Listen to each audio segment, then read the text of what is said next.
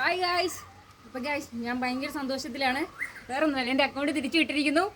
അപ്പോൾ ഗായ്സ് ഒത്തിരി സന്തോഷമുണ്ട്. എൻ്റെ അക്കൗണ്ട് 2-3 ദിവസത്തിന് മുമ്പ് സസ്പെൻഡ് ആയിരുന്നു.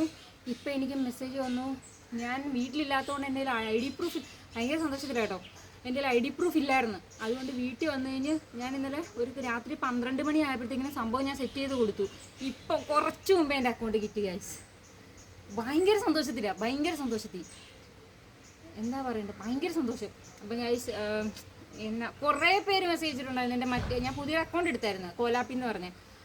കണ്ടോ ഈ നിന്ന കോലത്തിൽ തന്നെ ഞാൻ വീഡിയോ എടുക്കുന്നത്.